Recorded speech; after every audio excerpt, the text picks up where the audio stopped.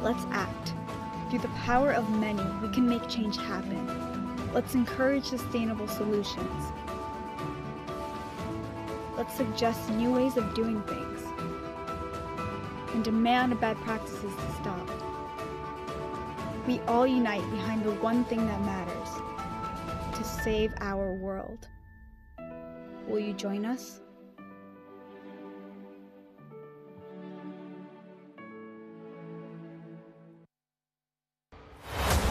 We are in a climate emergency, and we are very far from where we need to be. Welcome to the second Exponential Climate Action Summit. This decade is crucial for the future of us all. The outcomes for humanity could actually spell disaster. There are no jobs on a dead planet. And that's why waiting is not an option. We're not recovering in a green way as we had hoped last Earth Day. Poor communities are the one really facing the biggest burden of climate effects. World Bank estimates that every year we need $4 trillion of capital in emerging and developing economies to pay for the mitigation and adaptation needs. Personally, I don't believe the fossil fuel industry should continue to be allowed to operate the way it's been operating for the last several decades. The vast majority of green products on the market today create new profits for investment firms that do absolutely nothing to fight climate change. We have to transform the 55% greenhouse gas reduction target that we now have at the European level, the declaration that we're getting from other countries, including Biden today, to halve their emissions, into actions. So we need strong climate action from business, we need strong climate action from finance. I will encourage every company, every financial institution to join the race to zero immediately. Investing in a low carbon, a resilient economy is actually an enormous opportunity right now. The winners will be the ones creating positive impact. And what we do at Prime is we offer investment options in solar energy projects in emerging markets. So fintech is helping resolve access issues for the financially excluded while addressing climate change issues at the same time. The key here is to put at least the same amount of determination behind actions to achieving this target as business targets that the company is typically steered on. So we don't have time, but we do have solutions. When you scale this solution, in fact, we will save money. We will increase our productivity. It's a $100 trillion plus economy, the greatest opportunities ever. That is how we change things together.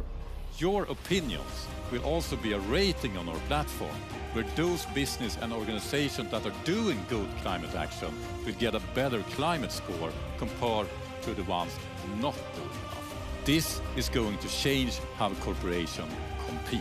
This top line is 200 to 300 green growth companies that are delivering much better results while taking down our footprints.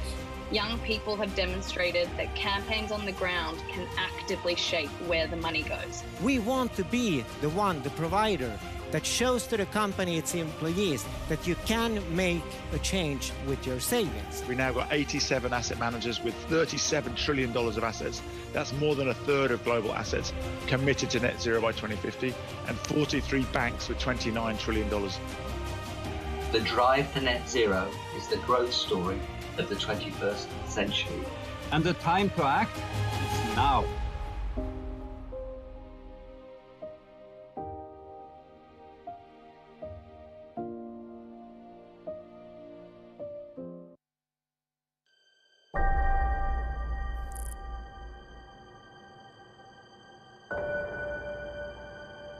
And about 73% globally of all used clothing is being incinerated or landfilled today. Our food systems are failing massively, both people and planet. In 40, 50 years, the glass age will sort of be over because we don't have any sand left to produce glass. So ultimately, over 90% of all that hard-won stuff we use slips through our fingers and ends up as waste. Welcome to the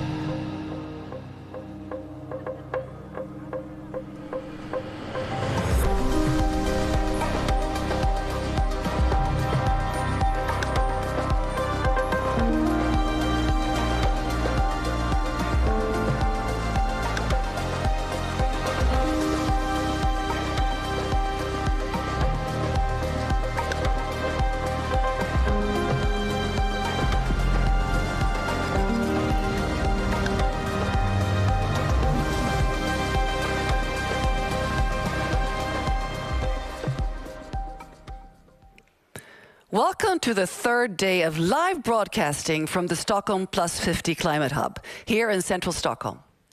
This is where the first UN Environment Conference took place 50 plus years ago. And today, Sweden's capital takes pride in the fact that sustainability has become an inherent part of its culture. We're going to dig deeper into this just in a few minutes, but first a message from Angelika Delen, Mercer Europe Impact Investment Dealer, on the benefits of sustainable investments.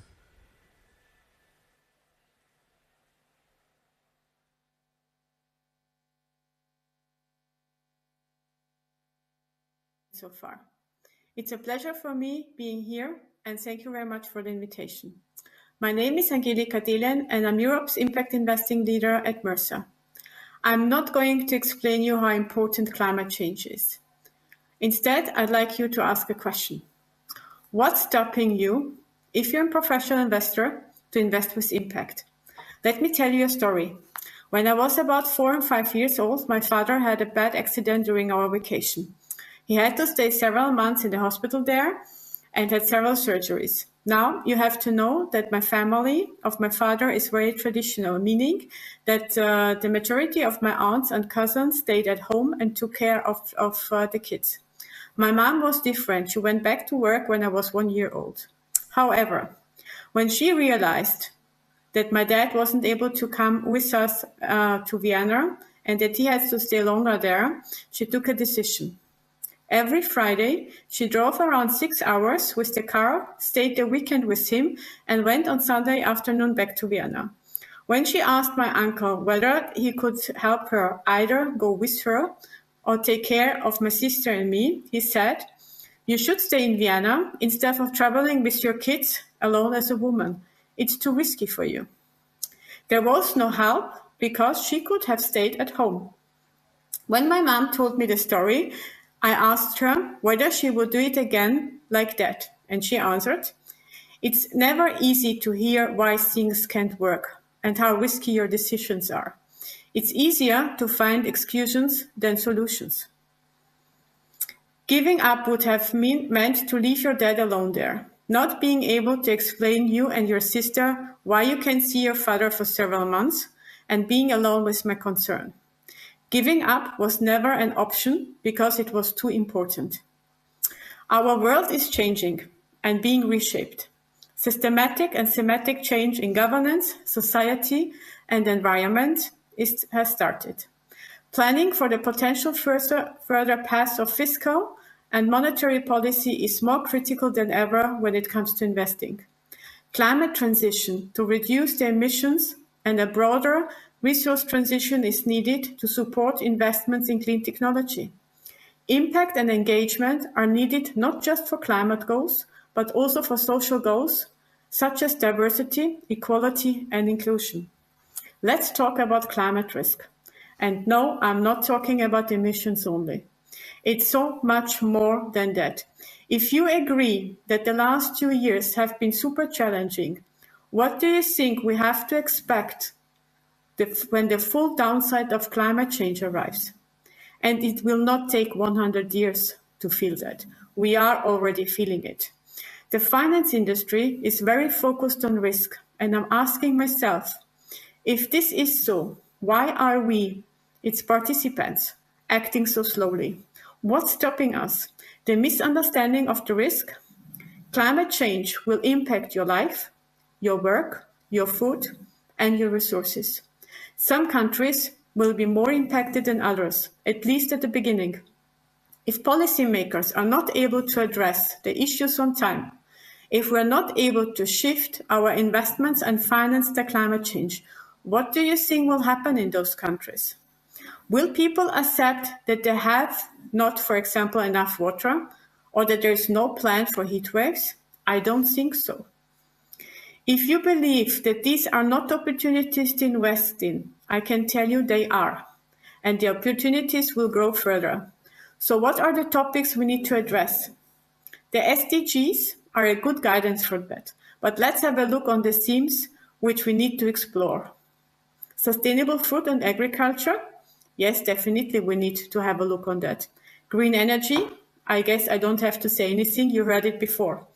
Education, financial well-being, for sure. Technology, definitely. Sustainable mobility and infrastructure, yes. Did you recognize something? All the things are needed, and at the same time, an opportunity. So let me ask you again, what's stopping you to invest with impact? Now, some of you may say that impact is a trend. Impact investing strategies are not new. The concept gained popularity and grew over the last few years, but the first steps towards impact were back in the 18th century in the US. Impact is not all about climate and environmental issues. It considers every positive impact on the planet and humankind. Social equality was the first discussion around impact. Different events helped the concept of impact further, such as environmental issues and ethical means for business. The first impact investors were high network individuals and foundations with a value focus. But we see a move. We see a change in investors who are asking for impact, and there are pension funds, insurance companies, and banks along them. The question is now where to start. It's a good question, and depending what you're looking for. One starting point may be, and maybe that's the one important one, to understand the consequences that your investments and the decisions you are making can have. You also might start with looking for investments that reduce harm for people and or natural environment, or investments that improve the well-being for people and our planet. But there are some negative aspects when it comes to impact as well. First, measurement. Depending on the asset classes, it's difficult to get the data and not easy to measure the impact. The reporting still has a long way to go, and believe me, I'm in the heart of this discussion. It's a challenge. Does it stop me from working on it? No, of course not. Second, you will hear words like green or impact washing, and yes, there will be some issues around that. We are far away from a standardized conception of impact investing. The best we can do is to continue to work on the issues and have our due diligence on the opportunities we choose. Challenge the intent of investment and the expected outcome. I want also to talk a little bit more about what we see in the market when it comes to impact. There is a number of green bonds being issued, thematic equity investments dedicated to one of the topics I addressed earlier. And we also see for several years an increase of private markets allocation because of potential high equity multiples and low yield, in particular increased correlation between bonds and equities, and of course inflation. I'd like to spend a few minutes on private markets as a Mercer. We believe that it is one of the key asset classes this year and in the coming years. Infrastructure plays a critical role in climate change. Given the latest report from UN Environmental Programme, around 79% of the emissions come from infrastructure sectors. What are those sectors? It's energy, transport, water, waste management, digital and building. Looks like we have some ideas where to invest, right? What about private equity? A various number of private equity funds are exploring an impact strategy which fits to their stakeholder needs. There is a demand and the number of impact funds are growing. GPs are looking for investments that tackle a wide range of challenges, and the most targeting SDGs are SDG 7, affordable and clean energy, SDG 9, industry, innovation and infrastructure, SDG 4, quality education, and we also see good health and well-being as one of the topics. Real estate. I think I don't need to mention how important buildings are when it comes to climate and efficient use of resources. So I think what we now filtered out is there are some ideas where to invest, right? And I'm pretty sure that most of you are thinking about an allocation towards private markets, or whether you're already invested, and that's great, because you can achieve diversification, higher yields, and inflation hedge with their exposure. But let's also talk about impact in private markets. There might be the opportunity you're looking for. How to start? The first thing when it comes to impact investing is to discuss the topic you want to target, meaning set your KPIs. What is the intention and the result you're looking for? Choose the framework which will help you to set the KPIs and support you with the monitoring. Once you have done that, you can explore the investment universe and find the right infrastructure or private equity investment or equities and bond investment. Overall, it's a challenging time for all of us. And people who say now that they cannot focus on climate change because of the energy crisis, let me tell you something, and I'm referring to my mom. If it's important to you, you will find a way. If not, you will find an excuse. Thank you very much.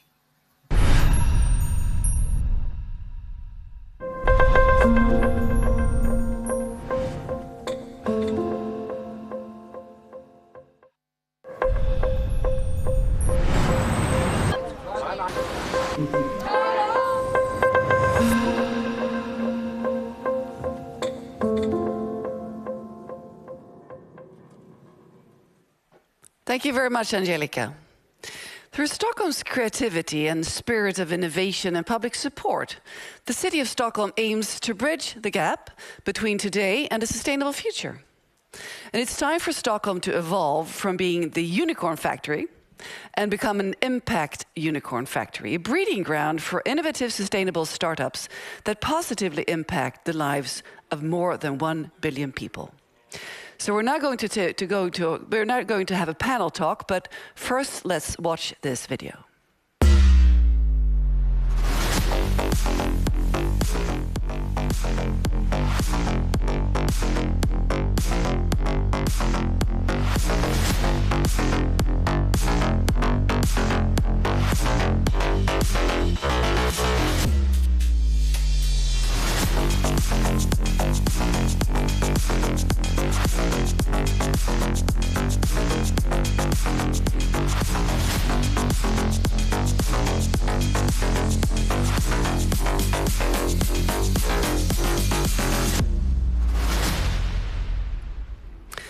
It's my pleasure to introduce Anna Gissler, Invest Stockholm.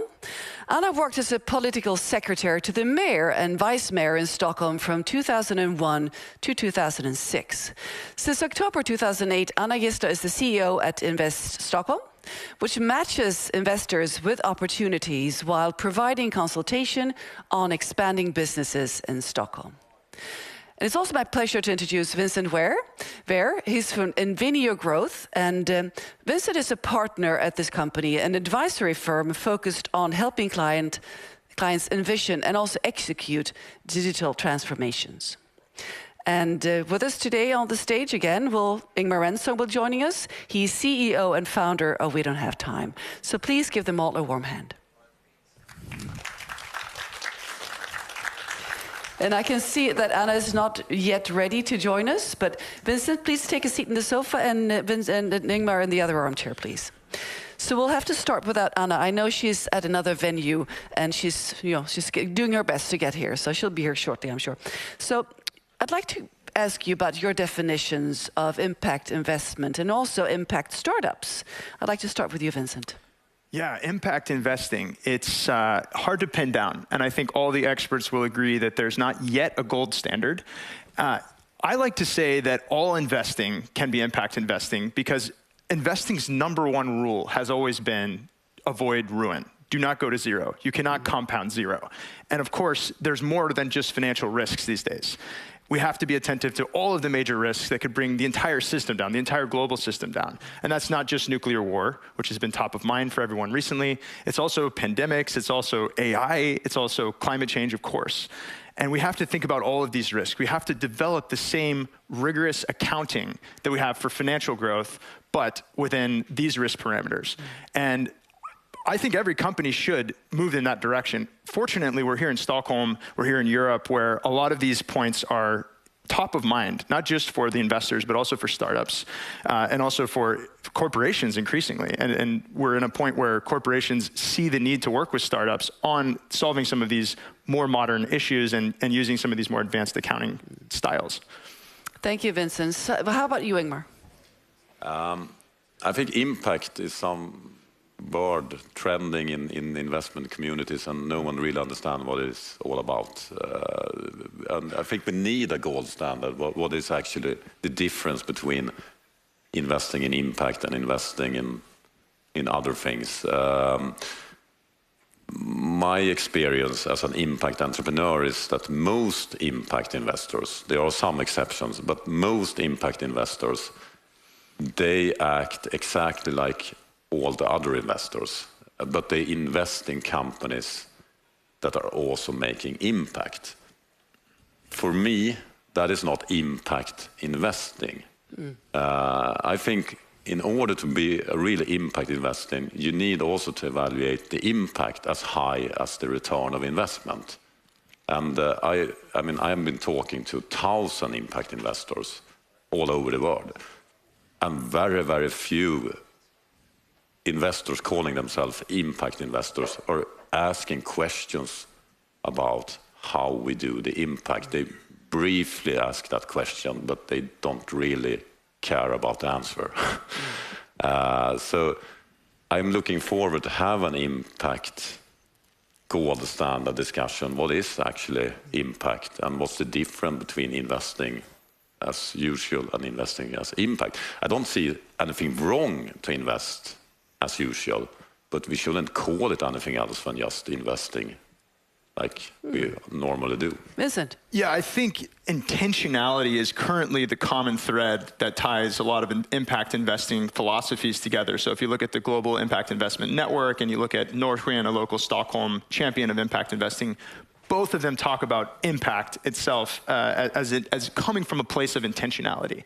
And that intentionality, of course, means just consistency with your own beliefs and values on the topic. When I think about the consistency across the investments, I'm reminded of this recent SEC case in the US where a fund was penalized for basically not following its own rules. And I think that's the most important step right now, is that when we say something, we try to follow through on our own rules. And it took accounting for financial metrics 100 years to converge on a common definition of revenue and losses and balance sheet characteristics. So we need the same probably amount of time where we all converge on these same definitions. We don't have 100 years, but otherwise I agree with you. For sure we don't. Anna, well, fantastic to see you. You look a bit flustered. So just take a few deep breaths. Yeah, I agree with it. We don't have time. And I also put my sneakers on because I'm actually running from Norrsken to space here. Well, we're happy to have you. Deep breath. Yes, excellent. So I asked the gentleman here about their definition of impact investment. So you can just bring along your views here. Yeah, but I'm so happy because Sweden ranked highest in Europe when it comes to VC to impact startups last year. And that's a so clear sign of the strength that we have in that, of course, but also all of the hubs, and especially Norrsken, where I just arrived from, is heavily and the biggest impact hub in Europe, actually. So I think we are on the forefront when it comes to that. And of course, it's down to specific definitions, and you can always argue about that, but we're already strong when it comes to both impact startups, but also VC into impact startups, of course. And Anna, I can tell you're bringing your report here. You just launched this report. Could you please tell the audience about it? Yes, we just launched it an hour ago, and it's a report called Welcome to Stockholm, the Home of Impact. And not only because of the highest ranking in Europe last year when it comes to VC into impact startups, but also the historical issue that we have with being the sustainability is actually in our DNA, in the DNA of Stockholm. We are not only we used to say that Stockholm is a DNA out of free, visionary, and trustworthy. And the visionary, of course, is our being in the forefront when it comes to sustainability, gender issues, and a lot of things that actually combine with the UN Sustainable Goals. So this is a combination of the impact scene, of course. We try to scan that, and we also try to tell a couple of stories of what had created this platform of being the home of impact in many ways. Thank you, Anna. And the name of the report again? So people Home can of find Impact. It's on our website and on LinkedIn, on Invest Stockholm. So Excellent. that's easy to... Great advertising here. So Vincent, when it comes to the scene of impact startups, is it flourishing? What are you lacking, etc.? Yeah, impact investing, as Anna said, in Sweden and the Nordics in particular is extremely strong. And I think it's becoming a global movement. In fact, I like to talk about the transitioning of what I, as an American, sometimes refer to as the American age of venture capital, transitioning to a more multipolar global world where Nordics are playing a leading role. And this is the impact capitalism era that we're headed into. Because again, the #1 rule of investing has always been avoid ruin. We all need to take that responsibility seriously, especially those with the most power. And capital is power in a world of capitalism. And unfortunately, one of the major repositories of power right now is not attuned to these specific issues. So we're seeing a high growth rate when it comes to capital moving into impact strategies. I think one of the most interesting things we can do to shift the balance here is to take a lesson from the 1940s. And this is where I'm reminded of a time, 1943. It was, you're at Harvard Medical School. You can read this on Harvard Medical School's website.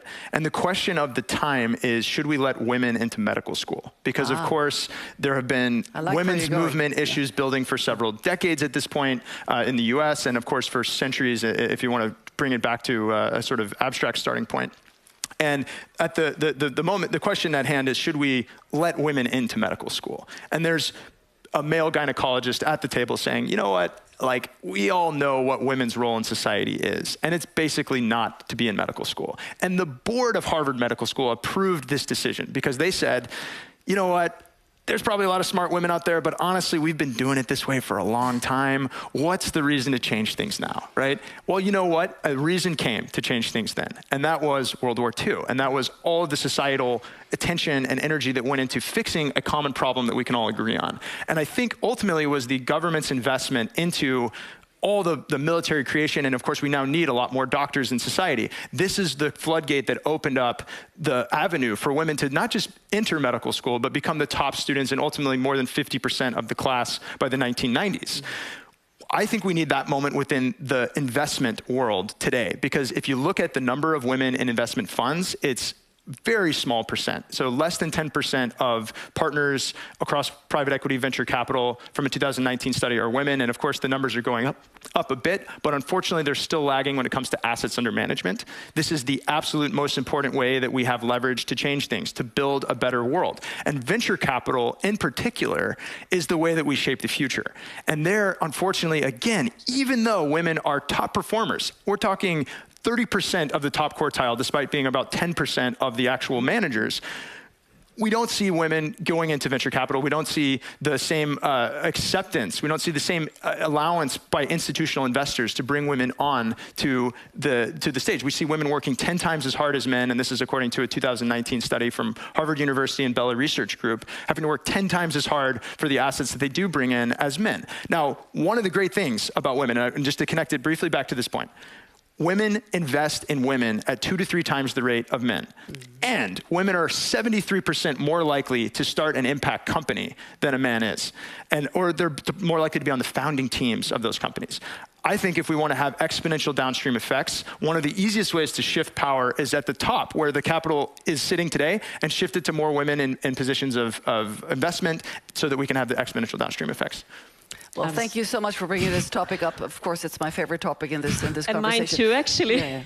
So go ahead, Anna. What are your comments? Yeah, but I'm so happy you mentioned it, because we are going to relaunch an initiative we started a couple of years ago, which is we are communicating Stockholm as a woman's place. And a woman's place is wherever she wanted to be. So, and of course, it's a shame about the female founders and the VC into female founding companies and like that. So we're really deep into that also in different kind of projects. But we have more than 100 companies that are willing to work with these in different shapes. So we will relaunch that in August and make at least Stockholm even more a women's place. Excellent. Ingmar, from your perspective on the platform that you see all the companies, and we don't have time, interact with startups, of course, in your profession. Do you have any comments on the gender perspective here? Yeah, I would like to take it more than gender. I think the whole VC, impact or non-impact, doesn't really matter. They're only chasing the same kind of companies. And it's going trend in it. 1 year it could be artificial intelligence, the other year is blockchain. They as in the investors. Exactly. And everyone is chasing those fast unicorns. And they're choosing the same kind of entrepreneur, the same kind of business model, and the same kind of growth strategy. I think that's a really dangerous thing, because if everyone is investing in the same, it's like growing things. If you only plant the same tree, you could have a disease and all the trees will die. We need a lot of different species. We need women, we need men, we need people from different backgrounds, we need different business ideas. And I think we need one more thing in the discussion. We need to talk about the unicorns. They doesn't exist. They don't exist? No, it's a fantasy. It's a fantasy. Well, we know that unicorns don't exist, but exactly. you mean the phenomena, the financial But if you phenomena. tell this to an investor, they are kind of look at you very strangely, because they are chasing the unicorn. But I think we should focus on the zebras. The difference between a unicorn and a zebra is a zebra make revenue, and a zebra exists. And if we don't protect that zebra, they will go extinct. So instead of creating animals that doesn't exist, let's focus on the zebras and a lot of other animals and finance them. Diversity, huh? Yeah. Vincent and then Anna, go ahead. So I think you're absolutely right. Complex adaptive systems, which is the world we live in, and of course the venture capital investing space as a microcosm of that world, are very hard to forecast, extrapolate, predict. You know that a more diverse biological ecosystem is healthier, more resilient, can adapt to whatever changes come its way than one that is more monolithic and single-minded. So, of course, increasing the diversity of the ecosystem is a critical way to do that. And you're right, the venture capital of the future will look very different from the venture capital of today. In fact, venture capital itself has been transforming decade after decade after decade. And I think as we leave the unicorn era, let's call it that, right, and we go into the impact capitalism era, we're going to see probably less emphasis on growth at all costs. We're probably, I hope, we're going to see more efficiency in the market, fewer companies failing, fewer companies dying. And I think a lot of those are characteristics that come from a healthier, more resilient, and probably different way of thinking about the discipline altogether. Thank you, Vincent. Anna? Yeah, and I'm more actually into, I agree about zebras also, but I'm more into impact unicorns actually, that impact startups or companies that actually help 1 billion people instead. I think that is the most important, and I think that is what we are seeing forward also. We have one big one in Sweden, Polarium. That's an impact. That's a unicorn, and they do battery, well, energy storage. So that could be one of the good examples, right? So. Vincent, in terms of trends in the VC market here, what do you see? You're talking about gender as a good, important perspective, but do you see any specific trends that we should look at for? Yeah, that's where we're really spending all of our time right now, because we're looking at the single biggest lever that we can use to have exponential downstream effects. And we think that there's very few people focused at the top of the capital stack. That's this land of allocators. It's not a term like unicorn that the public tends to be familiar with, but it's where so much of the power in the world is concentrated. These are high net worth individuals, institutions that manage trillions of dollars, sovereign wealth funds. And when you look at what % of that money is in the hands of a male asset manager versus a female asset manager, it's an appallingly low number if you believe this point around creating diverse ecosystems, having an investment perspective that's going to influence the way that you think about the world. We know that humans are creatures of bias, and that there's very hard to work around an affinity bias, which is just a natural phenomenon that I as a male have, that you as a woman have, that it's very hard to break out of that. But what we do know is that if we can take concrete steps to shift the balance and provide more incentives to change society, to create the sorts of world where women not only come to medical school, but can thrive in medical school. I think that's the challenge for the investing world going forward. Because again, it's about 99% of the capital under management that is currently being controlled by male asset managers. And that's across all asset classes. That's of the $69 trillion in the world that were measured in 2019. I think it needs to be clear. Well, clearly what we need to do is look at that and say, is all the work we've done in terms of suffrage and voting power, is that work being replicated where power perhaps can not only buy you votes, but buy you free speech platforms and do all other sorts of things in the world, right? That's where the real power is. Why are we not talking more about shifting that power and creating a more equal world in that sense? Last year, 1% of investment went to companies started by women. 1% in Sweden. Soina, what do you say about that? That's a shame, of course. We've been in a couple of collaborations with a couple of co-working spaces, financial centers, to try to raise that amount, of course. But it's a really hard issue, and it's a shame, of course, especially compared to other things that's happening in the world and in the Nordics and in Sweden also. It's the first time I heard of it, I didn't really believe it. But yeah, it's a shame. We try to do different kind of things. We do a scale-up program for women coming from abroad in Stockholm. That's one way, of course, to scale their companies, but also different kind of activities within the financing view to get more finance to female-founded companies. So we are in that from the city point of view in different kind of projects. Well, something needs to be done, that's for sure. Ingmar, about public and private collaboration. I mean, in your company, we don't have time. You focus on, of course, on changing the world, climate impact. So what about the combination, the role of collaboration between the public and the private in this transition? I mean, we're going into where everyone's going to work together. That's what we need to do in order to solve the climate crisis. I mean, we've seen so many examples of it just this week on our broadcast here, where companies and also cities are working together. And I think that's key to success. And Stockholm is onto something here, but it could be improved even further. And I don't think the city should do the investment, but I think the city of Stockholm could help the entrepreneurs by giving them the space and visibility, and also maybe free rent if they are qualified, so people could go here and just get to work. Let's bring in the most talented people in the world to Stockholm, give them some good advice, some accelerator, maybe some free space that they could apply for, and just bring them here. And the investors will also go here because the talent will attract them, and you maybe could create this diversified impact climate. Stockholm is doing good here, but the potential is gigantic. We could be the Silicon Valley of impact entrepreneurship. How does that sound, Anna? The Silicon Valley of impact here. Yeah, but even though the company I'm in charge of is called Invest Stockholm, we actually don't invest in that way. Our main mission is actually to facilitate between entrepreneurs, investors, companies, talents also is our responsibility to make Stockholm so attractive so the talents want to go here. Yeah. So we have a broad mission in that way. But I think you're right. We have been trying in different ways. We collaborate with all of the hubs. That's also a really important thing. We will start up to do talent meetups this fall. I think there are many different ways to make Stockholm and Sweden more attractive to talents, companies, and establishments, of course, and investments, not at least.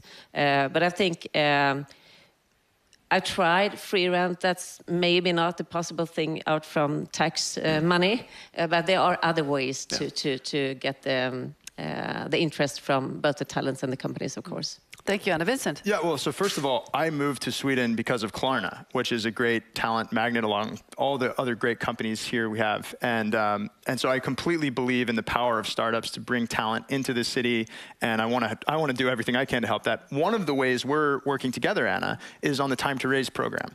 And Time to Raise is our initiative to try to facilitate more fundraising among women-founded companies, and we go to all types of investors. Of course, we do also emphasize getting more women to be interested in investing as part of that process. But this is something that we've done in our collaboration together. And I think back again to the last time that the world faced a truly existential threat, and this was the World War II era. This was, of course, the first arrival of catastrophic risk in the form of human-created disasters with the nuclear weapons. But we had an amazing coordination effort between the government and between the private sector. And it is absolutely essential to get that coordination right to come out of these shared global problems, because there's so much capital and there's so much ability to make things easier for innovators. And I think it's great to see you doing that sort of work. I think that the Nordics is very well positioned to be a leader of this segment because we have effective capital allocators. Everybody says my tax money is well spent here, relative to a place like the US where there's constant complaints and looking in the mirror and saying like, what is the work result? We also have a industrial economy. That manufacturing core behind our thinking is informed a lot of government thinking. It allows us to build things effectively. And that's not every country in the world that has that same industrial backbone. So Vincent, you're painting a picture here that there is a good setup here in Sweden, but from a policy change perspective, Anna, you said you couldn't have free rent for the impact companies, but are there any, if you would make a wish list for policymakers to facilitate even more, let's say, climate impact or sustainable impact investment and companies to be able to really power up, what would that be? No, but I think in general, not only impact issue, I think the talents is the most. I can see that companies that we are helping to establish here is moving here due to the talents, the talent pool here. So I think you need to be, in our DNA, we have the visionary, we have the sustainability, both in companies, huge companies, but also startups, of course. So we have that in our DNA since, historically, and we are in the forefront in that, but we are not, we need to get even faster forward, of course. But I think attracting talents is the most important thing, and that's combined with different type of issues and problems, and also things that has to be solved, of course. But I think that's crucial in the end. In terms of policy change, for instance, tax reductions or whatnot, easier for people to migrate to have permits, for instance? We have problems of course. With that, right? We just started to have a small service combined to the talent and the work permit issue. It's been a long-standing problem. It's been a long-standing problem, and that's on the governmental level, and I'm on the municipality level, so I can complain about that, of course. No, it's been a long journey, of course, but finally it's some kind of service. And I also think that we need a digital service because we are digital all over. So even though I've been into Copenhagen, Amsterdam, and other cities, watching their like Welcome House, maybe we need a more digital system here. Okay, Ingmar. I think it's a great potential to not just focus on what can be done here in Stockholm, but also partner up with other mega impact hubs, cities. And my dream is kind of having those space where you could have people meet without flying around. You could have, like, Google has this amazing technology where you can basically be in the same room with someone else with like 8K resolution and everything. It really feels like you're in the same room. It's state-of-the-art technology. What if like 5 cities on 5 continents, Stockholm will be one of them, really could be the hubs for impact connecting on each continent. That is something maybe taking it to the next level. Absolutely. Yeah, absolutely. And what the city has done actually was decided many years ago, 1994, that we need to have the biggest open black fiber, dark fiber network in the world. And that is partly the bottom and the ground platform for us to be able to work wherever we are in all the different hubs. And it's really big difference between Stockholm, Sweden, and many other countries where you have poor internet. We are very, very spoiled here on the infrastructure. So Vincent, how does this sound to have these hubs connected with technology? I think one weakness of the Nordics, and I'm a huge supporter, but geography is a weakness for us. We're not the center of the earth, and it is hard to get here. So to the extent that we can make geography less important, I think that benefits places all over the world that don't have gigantic airports and tons of connecting flights and don't create that A, footprint, but B, the traffic, right? So yes, I'm in support of building hubs everywhere, like you said, that this is the multipolar world that we're going into. These are global problems that we're solving, and they cannot be solved by one counterparty. Indeed, we are in a hurry. We don't have time. So this concludes this fantastic session. Thank you for joining us. Thank you for jogging here, Anna. And thank you, Vincent, for sharing your insights. And again, Ingmar, for being brilliant and putting it all nicely together. So thanks again.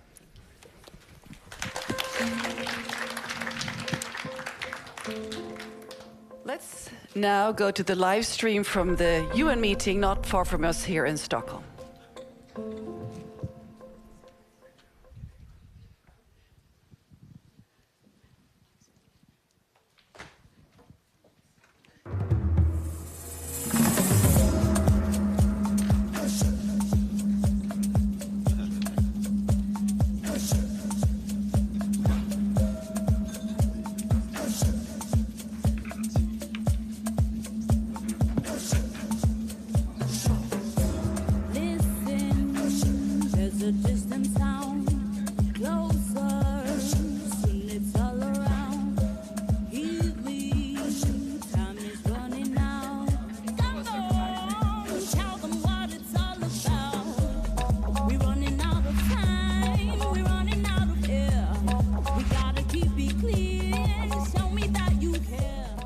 Your Excellency President Uhuru Kenyatta, Your Excellency Prime Minister Anderson, of course, Secretary General, President also of the General Assembly, President of ECOSOC, distinguished heads of state, heads of government, ministers, excellencies, youth, and partners and friends.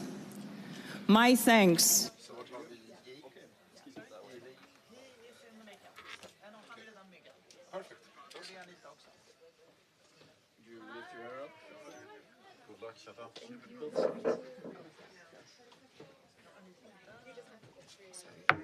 to visionary leaders came to this city for the United Nations Conference on the Human Environment. Olof Palme, Indira Gandhi, Morris Strong, the giants of the beginning. They told us of the links between development, poverty, and environment and human well-being. They told us about care for the planet. They warned us that we were in trouble. They told us what we should do to ensure a healthy planet and healthy economies. And just after the meeting, President Jomo Kenyatta put up his hand and offered to be the host for the United Nations Environment Program, the country that we call home. We listened to them. We listened to them, but 50 years later, and we have agreements and processes and promises covering every environmental challenge, climate change, nature and biodiversity loss, pollution and waste, what we at UNEP and the world calls the triple planetary crisis. These issues are on everyone's mind. We have a human right to a healthy and clean environment, but did we really do everything these leaders told us we should do? No, we did not. We know the harm, the pain, the inequity, the injustice that the triple planetary crisis is causing. You see the distress signals that the planet is sending us. You hear the youth pleading for a fairer and greener world. You know that the sustainable developments are in trouble. If Indira Gandhi or Olof Palme were here today, what excuses would we offer up for our inadequate action? None that they would accept. They would tell us that further inaction is inexcusable. We know now more than ever the terrible consequences of marching blithely down the carbon-intensive development path that we have gorged from the earth. But we also know what we should do, and we have done some very good things over these 50 years. Dealing with the ozone layer, getting lead out of petrol, dealing with dangerous chemicals. We know how to do it. Science has told us the solutions we need for a fair and just transformational change in our economy, in our finance system, our lifestyles, and yes, our governance. And we know that the science needs to swing the needle to action. That is our moral compass. Stockholm+50 is a chance for the world to commit once and for all to deliver on these transformations. This conference is a chance to amplify a global movement for a more caring world, and a world in which the needs of youth, the more vulnerable communities and indigenous people are more important than the demands of the elites for wealth and power, a world that creates relationships of trust, a world in which people live in harmony with nature, a world that turns commitments into action. As the original Stockholm Declaration said, it is the people that propel social progress, create societal wealth, develop science and technology, and through their hard work, continuously transform the human environment. And as Olof Palme, former Prime Minister of Sweden, noted, the air we breathe is not the property of any nation. We share it. The big oceans are not divided by frontiers. They are our common property. What is asked of us is not to relinquish national sovereignty, but to use it to further the common good. It is to abide by certain agreed international rules to safeguard our common property, to leave something for us and for the generations to come. 50 years ago, inspirational and visionary leaders came to Stockholm and started the work of the environment movement. In the days, months, and years that follow, let us be the ones that finish it by unleashing a paradigm shift for the benefit of future generations. Thank you.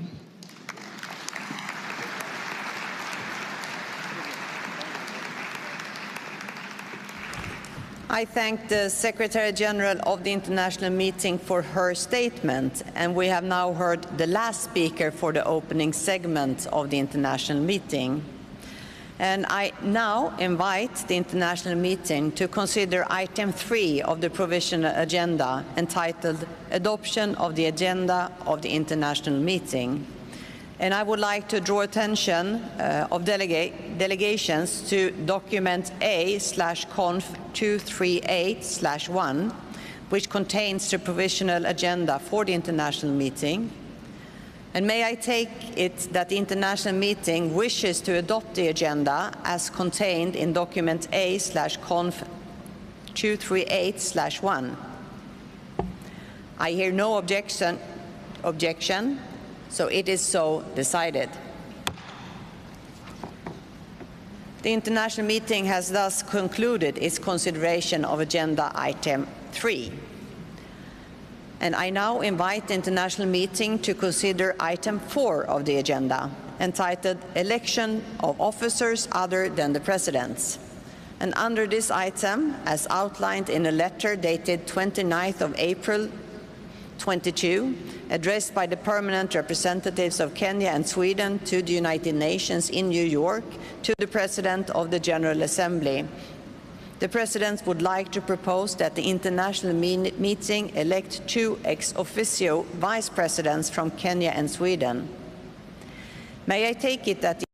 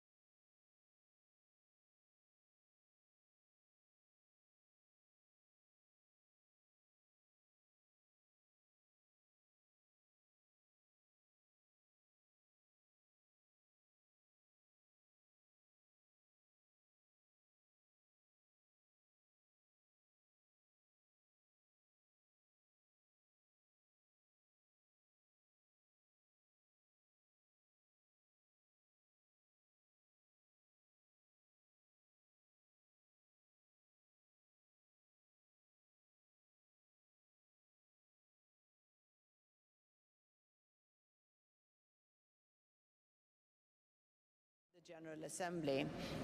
The President would like to propose that the International Meeting elect 2 ex officio Vice Presidents from Kenya and Sweden. May I take it that the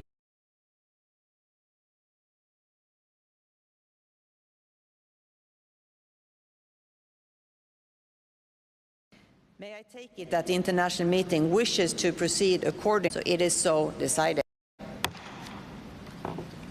On behalf of the international meeting, I congratulate His Excellency Erkki Savisaari of Estonia on his designation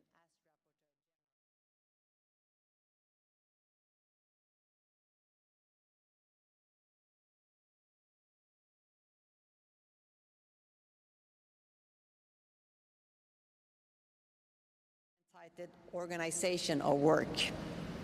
The international meeting has before it a note by the Secretariat entitled Organizational and Procedural Matters, contained in document A/conf 238/2. May I take it that the international meeting wishes to approve the organization of work as set out in document A/conf 238/2? I hear no objection. It is so decided. I would now like to recall General Assembly Decision 76/562, in which the General Assembly decided, without setting a precedent for future international meetings, that states and the European Union speaking at the plenary meetings may each submit a pre-recorded statement of their head of state or government, which will be played during the general debate of the international meeting, follow its introduction by the presiding officer. In paragraph 10 of the organization's work, it is noted that consideration will be given to arrangements for the preparation of the report of the international meeting. In this connection, and as outlined in a letter from the permanent representatives of Kenya and Sweden to the United Nations to the President of the General Assembly, circulated on 29th April, the Presidents would like to propose that the content of the pre-recorded statements will be included in the summary of the discussions of the international meeting. Are there any comments? I hear no objection, so it is so decided. In relation to the leadership dialogues to be held under item 8 of the agenda, I would like to inform the international meeting that the Presidents have appointed His Excellency Stephen Guilbeault, Minister of Environment and Climate of Canada, and His Excellency Gustavo Rafael Manrique Miranda, Ministry of the Environment, Water and Ecological Transition of Ecuador, as co-chairs of Leadership in Dialogue 1. Her Excellency Steffi Lemke, Federal Minister of the Environment, Nature Conservation, Nuclear Safety and Consumer Protection of Germany, and His Excellency Siti Nurbaya Bakar, Minister of Environment and Forestry of Indonesia, as co-chairs of Leadership Dialogue 2, and Her Excellency Jasmine Fouad, Minister of Environment of Egypt, and Her Excellency Emma Kari, Minister of the Environment and Climate Change of Finland, as co-chairs of Leadership Dialogue 3. I would like to express appreciation to the co-chairs for assuming this important role. The international meeting has thus concluded this stage of its consideration of Agenda Item 5, and I now invite His Excellency Uhuru Kenyatta to take over the proceedings of the meeting.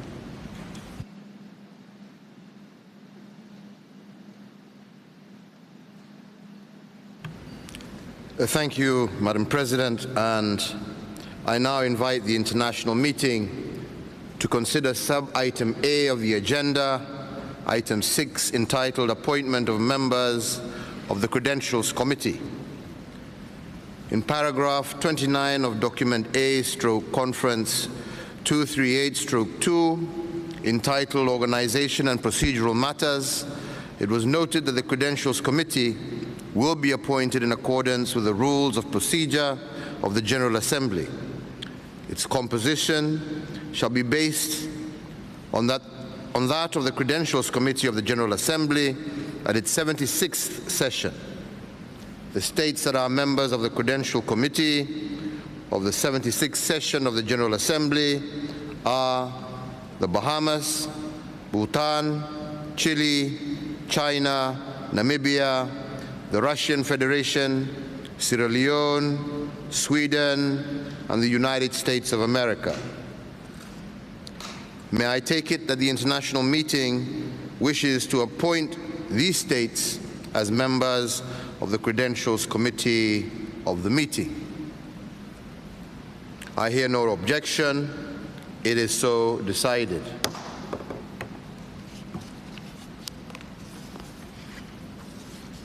The international meeting has thus concluded its consideration of sub-item A of the agenda, item 6. Item 7, general debate. Distinguished heads of state and government, ministers, excellencies, ladies and gentlemen, the international meeting shall now commence its general debate under agenda item number 7. In accordance with the organization of work of the international meeting contained in document A/Conference 238/2, statements in the general debate should not exceed 3 minutes for individual delegations and 5 minutes for statements made on behalf of a group of states. Delegations are reminded that longer versions of their statements can be made available on the e-statements tab of the journal.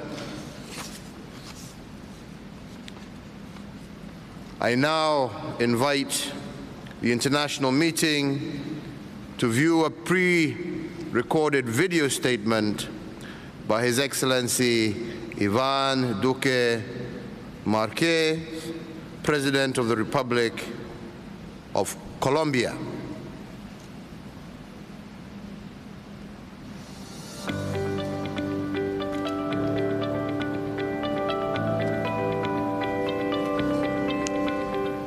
Hace 50 años. 50 years ago, at the United Nations Conference on Human.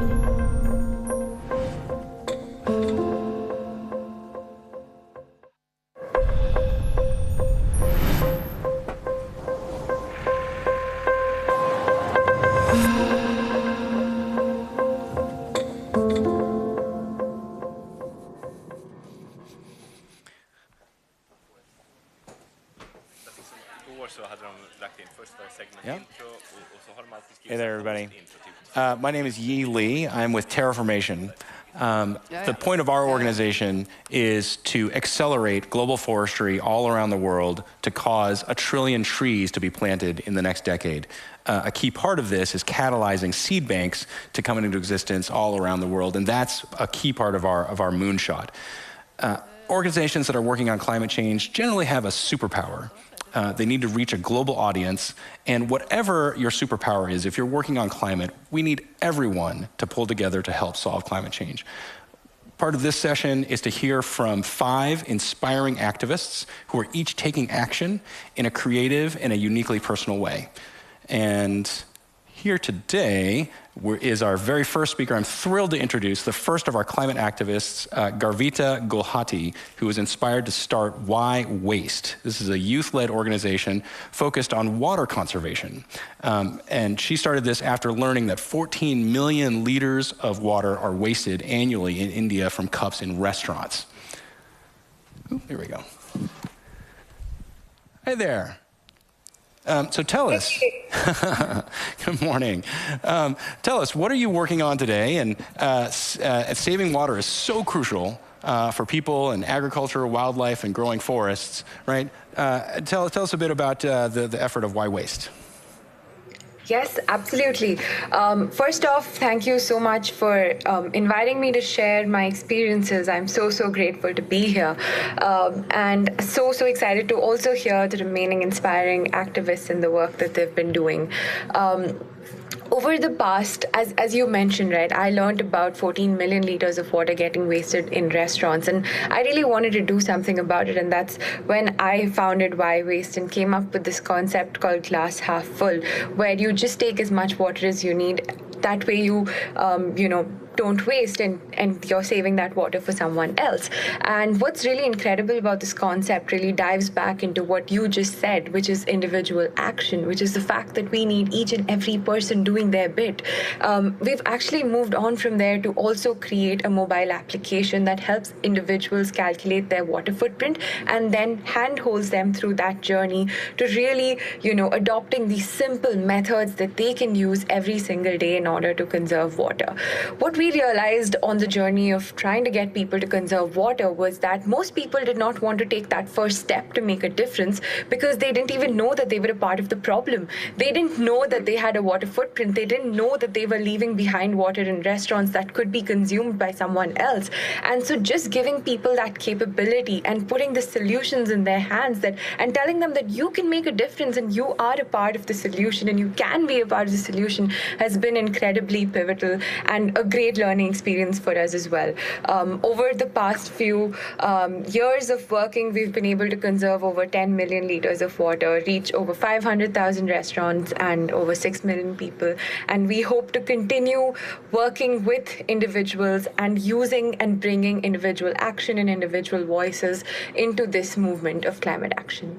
That's amazing. Thank you so much for all of your efforts. One thing that I'd be really curious about is what would it take to multiply your efforts by another order of magnitude? If you were to 10x the amount of water conserved, to reduce the footprint, right, for each person, what would you say are the key steps that you would need to take to get there? I think the first and foremost thing is for every single person to realize, right, no matter what work you do, what your profession is, or where you come from, or, you have to be a climate activist. It's as simple as that. Sustainability today, I was recently having a conversation with someone on climate education, and we were talking about, do we really need a curriculum for climate change? Do we need, these degrees for environmental education? Or can we do it differently? How can we get it to more people quicker? And my thought around that was, why don't we, in every subject that we study today, in every course that we study today, just add a chapter on sustainability? You could be studying law, you could be studying engineering, you could be studying statistics. No matter what it is, a chapter on sustainability will push you and drive you to do better and make better decisions for the planet. The world was not created in a day, so it's not going to change in a day either, right? And we need every single voice and every single person's actions and belief. It's everyone who has created the world together. So we need everyone to come together to change it. And that's what's going to multiply it. I think these little efforts of every individual thinking about sustainability in their daily lives, every individual thinking about what they can do, how they can integrate it into their, daily actions and their daily activity. I think that's what's going to make the real change. And I'd just like to, end with like this quick quote, which says, in a world where change is the only constant, we are now in the constant need for change makers. And we don't need to do difficult things. We just need to do them differently. Thank you so much. That's amazing, and really, really excited to see how your work proceeds. I think I'd like to bring up Sweta to introduce our next speaker. Thank you. Okay, so thank you so much. We are we're moving from one incredible human with superpowers to another. Kristy Drutman is an award-winning youth activist who also hosts an amazing environmental podcast. I've actually had the pleasure of being with her on a panel recently with our We Don't Have Time not-for-profit partner, Health and Harmony. She was the moderator, so Kristy, it looks like we've switched. Kristy, you say you're trying to change what it means to be an environmental activist in the 21st century.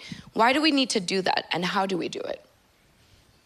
Yeah, hi everyone. Thank you so much for having me. It's quite early here in California, but I'm so happy to be here and being able to join this space. So the importance of redefining environmentalism and environmental storytelling is that the environmental movement in some ways is a very inaccessible space. As was just previously mentioned, you have to have a degree, you have to be an expert, you have to be viewed as the biggest voice in the room. But that excludes so many people from that conversation who may feel that they don't have the resources or the education or the knowledge to do something about it. And so for me, I recognize that early on, even though I do have a degree in environmental policy and urban planning, that there needed to be a bigger gap filled regarding environmental storytelling. And that's why I created my platform, Brown Girl Green, as a multimedia platform that uses podcasts, videos, blogs, social media to engage, especially young people who come from, you know, a wide range of marginalized backgrounds specifically, to feel like they're a part of the conversation, because for far too long they've been left out and not included in these rooms for environmental decision making. And so for me, Brown Girl Green is a platform and a space for people to redefine that storytelling and to make a difference in that way. That is awesome. Thank you for sharing that. So talk to us a little bit about forests. And obviously you have worked extensively with forests. How does it fit into your perspective as it relates to climate action? Yeah, I would say that when it comes to forests tell us so many stories. Forests can tell us about the health of our planet, the health of our communities. It can also show us about the neglect of not focusing on indigenous wisdom that needs to be focused on in this space. And so I think forests are some of our biggest teachers. And for me on Brown Girl Green, I talk about forests by talking about the importance of protecting forest health, the importance of indigenous land sovereignty, and also talking about things like mental health and healing, and how getting out into nature and developing that nature reconnection through forests is so critical. Well, thank you for what you do. Keep doing it. We'll be watching closely. Be a voice and a champion for forests and beyond. Thank you so much, Kristy. Really appreciate you joining us this morning. Early for you. Thank you. Thank you. Over to you, Lee. All right. So hopefully everybody's getting a real feel for the role that every person can play in tackling climate change. If we're hoping to do things at massive scale, then everyone needs to get involved. Let's now turn to Tristram Stuart. So Tristram, should appear on screen in a second here.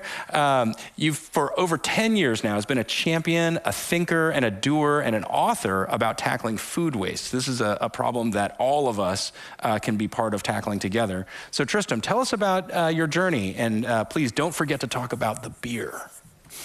I will try not to, but I'm going to have to start by confessing I'm a bit older than that. It's been more than 20 years. Amazing.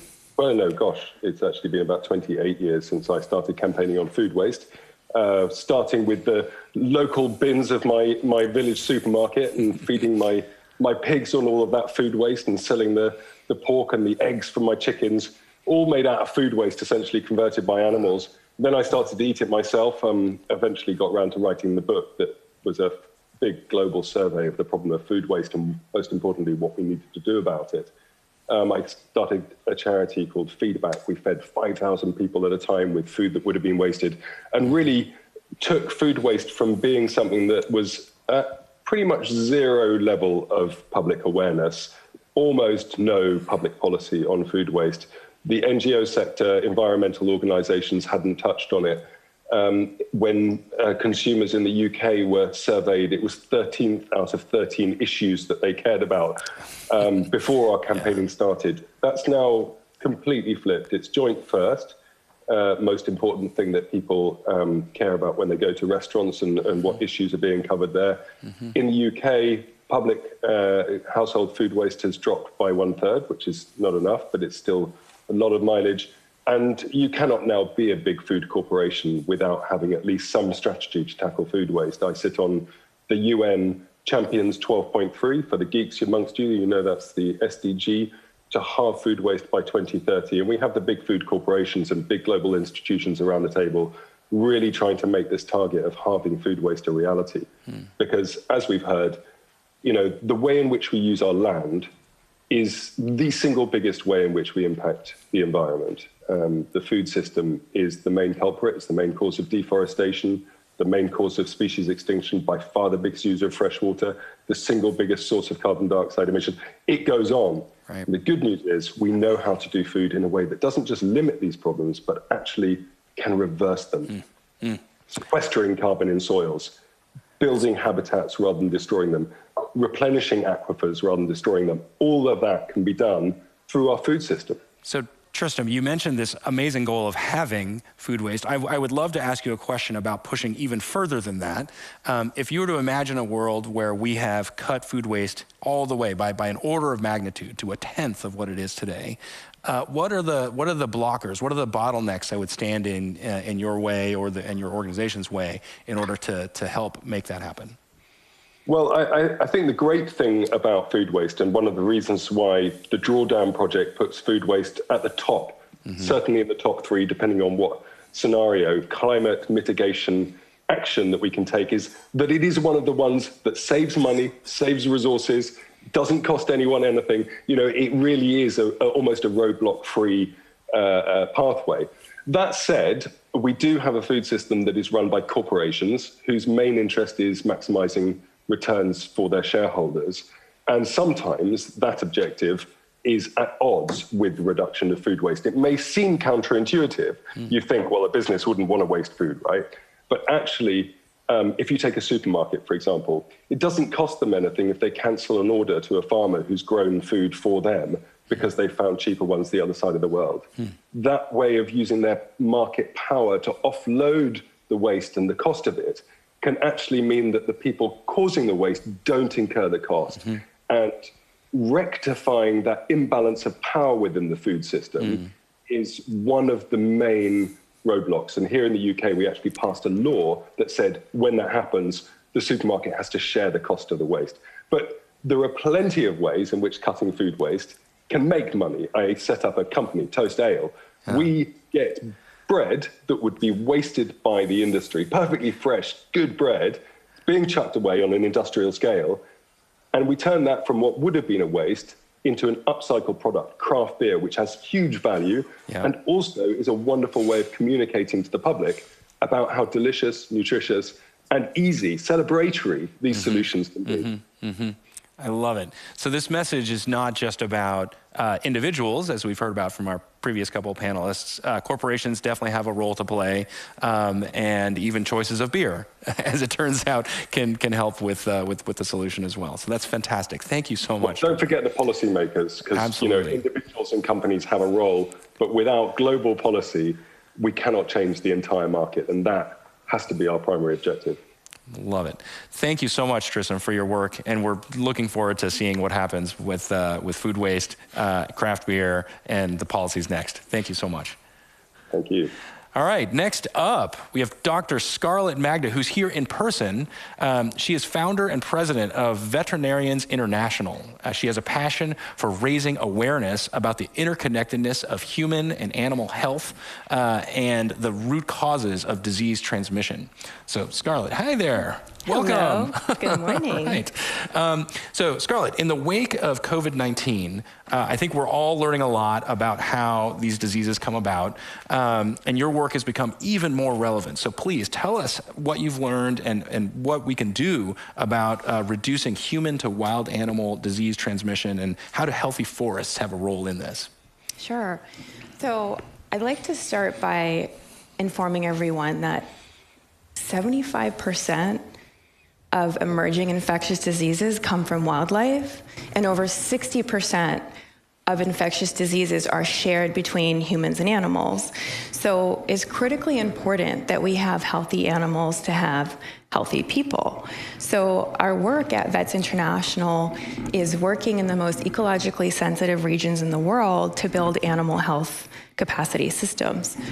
So when we're looking at how to address this issue, we really need to work in a One Health framework where we're bringing in experts from the human medical field and the animal medical field, as well as the environment. So your second question was? Just what have you learned about forests and their role in promoting this type of health? Okay. So having a biodiverse forest is the most important thing that we can do to stay healthy, because disease is going to spread when there's monocrops or not a big diversity of animals and plants. So by keeping these ecologically sensitive areas intact, we're going to limit our opportunity to interact with these diseases. But unfortunately, that's challenging. So veterinarians are playing a really important role in ensuring that the animals stay healthy while we work with people like you to work towards creating that biodiverse framework. Yeah. So keeping the wild animals where they're going to thrive the best and not necessarily transmitting and interacting with humans. And understanding animal behavior. Yeah. So like we're doing things the wrong way. We're putting up electric fences, jaw bombs, poison, and we actually need to be working with the animals. What is missing from their environment that's causing them to come out? And why are they leaving in the first place? Is it disturbance? So working with them and giving them rewards for going to the places that we want them to go will limit these interactions from happening. So it's animal behavior as well as disease prevention and mitigation. I love this theme of interconnectedness and how these surprising, maybe unexpected connections between things that we eat, the water that we drink in restaurants, the places where diseases come from might actually be connected back to forests, right? Like I love the interconnectedness theme. And it really does, I think, highlight the role that everybody can have to play because the connections that we have between us. So if there's just one other question that I could ask, I would love to understand the impact that your organization has. If you were to think about order of magnitude, scaling up, 10xing the kind of impact that your organization has, what would stand in your way? What bottlenecks would you need to overcome? So most importantly, we need resources in order to do the work. I honestly think for $10 million, we could accomplish an enormous amount because what we're doing is using the existing relationships and capacity in country and leveraging it and mobilizing resources. When you work from this approach and you're assisting in the gaps that are there, you can achieve what you're looking to do. So having holistic frameworks in interdisciplinary approaches, we can actually achieve what you're talking about. So having the environmental experts communicate with the human and animal health experts, that conversation and ensuring policy is where it needs to be. All of those together is how we need to move forward. No more silos. It's time that we start coming together with all our expertise and we can truly solve this problem. Amazing. Thank you, Dr. Scarlett, Magda, everybody. Sweta. Wow. We're going literally from incredible humans and their work to more humans that are incredible. So I'm really thrilled to also have on stage with us Anita Sonia. She's from the Maasai community in Kenya. She's a youth activist, author, passionate forest advocate. And she's now actually vying to be the youngest and greenest member of parliament in the Kenyan August elections. So, Anita, welcome. Thank you so much. Thank you for joining us in person. We know you're here with many different hats on and playing several different roles. But tell us a little bit about what drives you. Why are you doing this? Because there's so many challenges potentially in the way. What are the barriers that you have to overcome to be successful in reaching the tipping point so that you will be the first ever green member of the Kenyan government? Thank you so much. First of all, before deciding to focus on environment conservation, I was reading about the SDGs and everything was interesting. I honestly wanted to do everything, but then I realized climate action was an SDG that needed more attention from more people.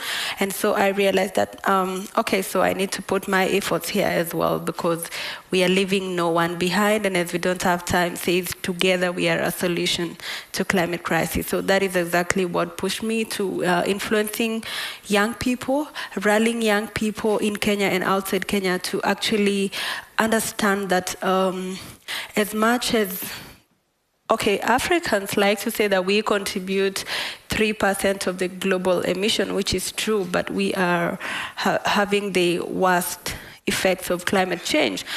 But now we also have to be part of the solution, and being part of the solution, I had to start with simplifying the tough language of environment conservation first. So it gets down to people who are not in the field, making people understand, then together we can be able to provide solutions. I also decided to present myself this year for the Kenya's general election, which is something not very easy. Elections in my country are very challenging for youths and women. Now, you can just imagine being both. You have almost all the disadvantages when it comes to resources, security, and a lot, but I decided to sacrifice. Most of the times when we are addressing our problems, we say, dear leaders, dear world leaders, and all that, and I decided then we need to step up and fit in the shoes so we can also try and push for change from the corridors of power. And that's exactly what pushed me to go for it. Yes.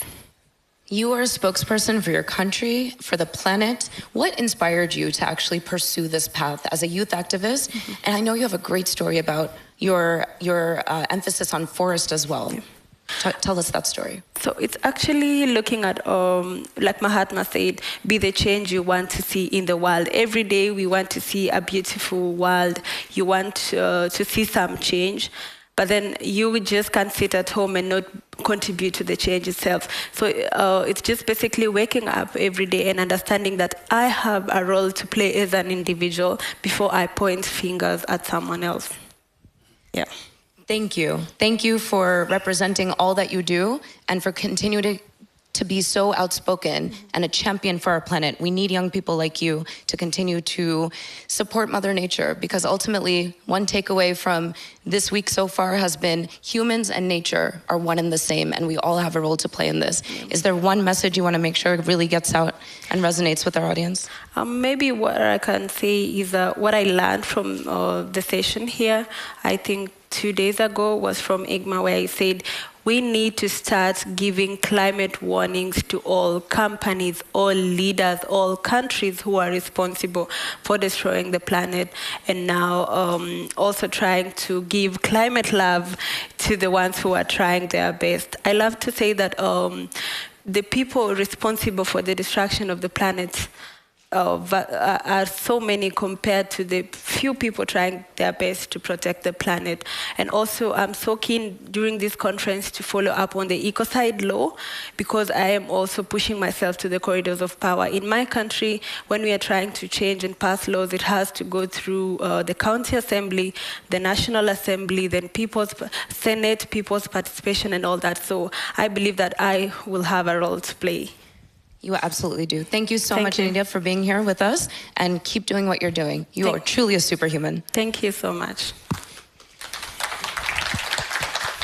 Okay, with that, in our closing, I would love to actually come to my partner on stage here, who is also a superhuman, and tell us, you know, what is it that you're hoping to achieve with the work that you're doing? How do you see the future really materializing in a way that supports nature and actually has our respect, which we have unfortunately not provided it for too long?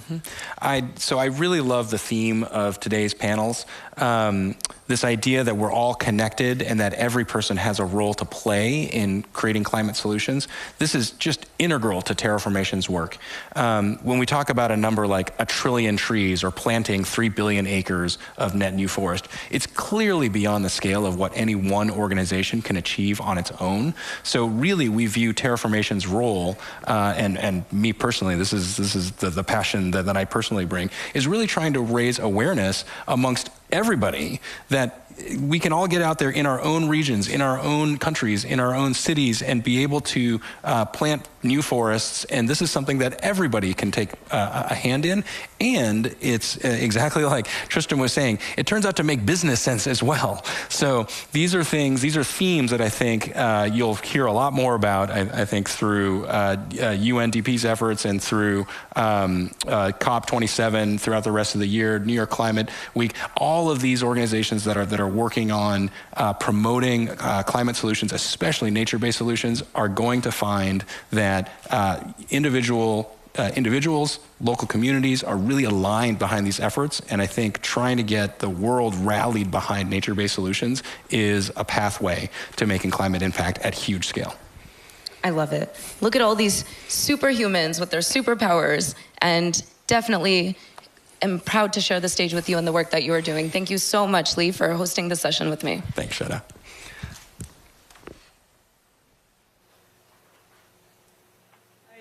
now invite the international meeting to view a pre-recorded video statement by His Excellency Alexander van der Bellen, Federal President of the Republic of Austria.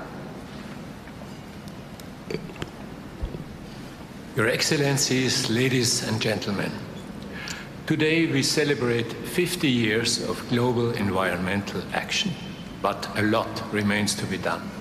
Our planet is in a state of emergency. We humans are the cause of this triple crisis of global warming, biodiversity loss and pollution. Austria is a country with vulnerable alpine regions, mountains, glaciers, rivers, woods, and they too are massively under threat by the climate crisis. The window of opportunity to avoid the worst is rapidly closing. Therefore, we must act now, and we must all do our share. We, the international community, have set ambitious goals to achieve a healthy planet and prosperity for all through the SDGs and the Paris Climate Agreement. In the European Union, we are guided by the vision of a sustainable, circular, climate-neutral and resource-efficient future, as reflected in the European Green Deal. In Austria, we want to be climate neutral by 2040. We have introduced a carbon tax this year. We are working on a circular economy strategy. From 2025, a deposit will apply to plastic bottles and beverage cans. We have established a new biodiversity fund, and we have introduced a single affordable ticket for all means of public transport in Austria in an effort to curb traffic emissions. 50 years ago, the international community came together in Stockholm and realized for the first time that we need to act as one in order to protect our environment. Today's conference, Stockholm+50, is another important step in the right direction. The young generation is showing us the way. Let us follow their lead. Let us be bold and decisive in our action. Our very existence depends on it. Thank you.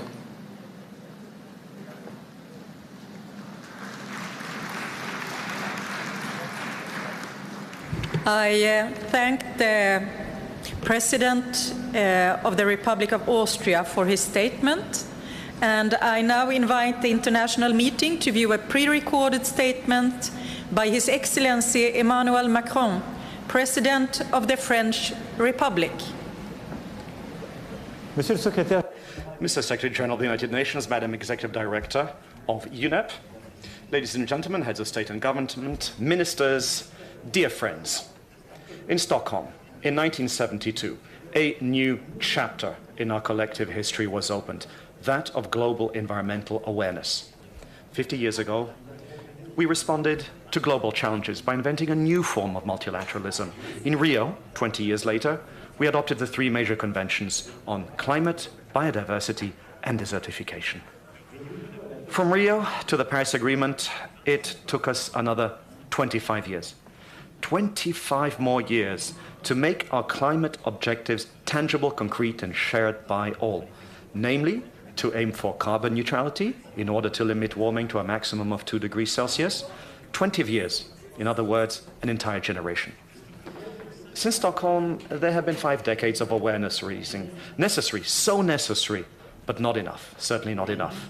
Today, scientists are no longer issuing warnings, but rather ultimatums.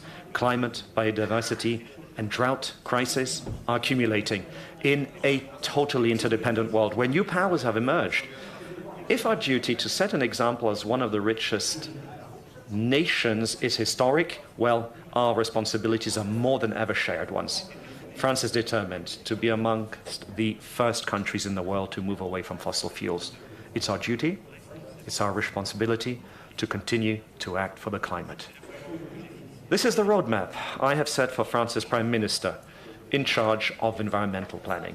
For it is now an absolute drive for rapid results which must guide us on all fronts and all over the world. But also an ability to plan, to change in depth, the behavior of our compatriots, our companies, our citizens, our investors, of all of our productive systems, our public collective organizations, and our very way of life. I should like to highlight 3 decisive actions. To start with, as we have done on climate, we need clear targets on biodiversity by 2030. For example, that of rapidly protecting 30% of our land and seas. The biodiversity agenda is inseparable from that of climate change. Secondly, to succeed, we must massively redirect public and private financial flows towards our climate and biodiversity objectives with an agenda of transparency that must be imposed on all. This agenda of cohesiveness must also be the agenda of reform of our trade order, which must fully integrate all these aspects. I've now said this several times. We cannot set objectives for climate or biodiversity and continue to negotiate trade agreements the way we did 20 or maybe even 30 years ago. It's incoherent, it's incohesive, and it is simply irresponsible. And finally, 50 years ago, solidarity was already identified as one of the founding principles. Solidarity with future generations, solidarity with those who are already today facing the consequences of climate change. This solidarity can only be embodied through action, with the means of accelerating the phase-out of fossil fuels, especially coal, and build a fair and just transition. We must also mobilize in the face of the risks to food security at a time when geopolitical and climate crises are coming together and combining. Stockholm, Rio, and then Paris. 50 essential years to build a common destiny. But these will be swept away if the next 10 years are not entirely devoted to what the climate generation expects of us. That is, results. And I say this with great force on a day that should not simply be an anniversary. The geopolitical context that we are in is shaking up our lives, shaking up our political systems, and shaking up our choices. The decisions that we must take in this context of the return of war to Europe must not lead us to wait any longer. And so our generation must be the generation of results for climate, for biodiversity, against desertification, at the same time as we will have to face the return of war and its consequences. We cannot choose. These are emergencies which we must respond to together and all at the same time. I thank you.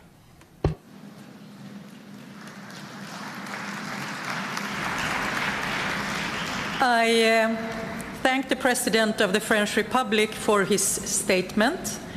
I now have the honor to invite His Excellency Philip Mpango, Vice President of the United Republic of Tanzania, to address the international meeting, and I request protocol to escort His Excellency.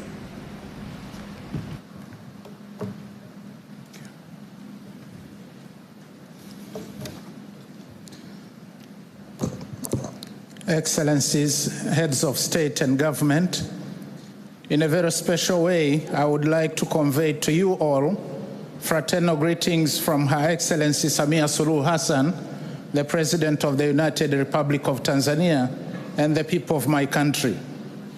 Also allow me to congratulate the Kingdom of Sweden and the Republic of Kenya for co-hosting this commemorative conference and for the excellent arrangements. Excellencies, the United Republic of Tanzania is no exception to the climatic and environmental challenges that we face in the rest of Africa. The deforestation rate alone is approximately 464,321 hectares annually. Land degradation, pollution, biodiversity loss, and reduction of water sources are already threatening sustainability of agriculture, food security, and hydropower generation. In overcoming these challenges, we have begun to adopt climate-smart agriculture practices, protection of natural forests, and nationwide tree planting, as well as maintaining 307,800 square kilometers as national parks and forest reserves. However, national interventions alone are not enough to end global environmental and climate change crises generated mainly beyond our geographical borders. Our efforts are also being hindered by limited technological and financial capacities. Excellencies, 50 years have now passed without reaching the agreed targets to end the environmental and climate crisis of our time, and the situation is getting worse. Political will and resolve to take collective action has remained elusive, yet we have reached the tipping point, and this crisis is harming our country disproportionately while we are least responsible for causing it. Excellencies, in response to the prevailing environmental challenges and opportunities, Tanzania welcomes investors to partner with us to provide green technologies, especially targeting at turning organic waste into energy and other byproducts like fertilizers. We further invite researchers from developed countries to work with our local researchers and technology companies to develop appropriate and affordable green technologies to harness our huge solar and wind energy potential. Excellencies, to conclude, let me emphasize that Tanzania firmly believes that in order to ensure that our planet remains a safe place for us all to live and thrive, we, the entire humanity, must without further delay act decisively and proportionately to implement the international commitments agreed to in Rio, Kyoto, Paris, and Glasgow. I thank you.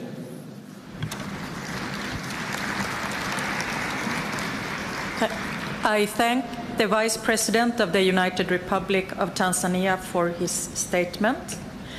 And I now will give the floor to my colleague, Minister Tobiko, to take over the proceedings of the meeting. Minister. Thank you so very much, co-host. I now have the honor to invite His Excellency Nangolo Mbumba, Vice President of the Republic of Namibia, to address the international meeting. And I request protocol to escort His Excellency.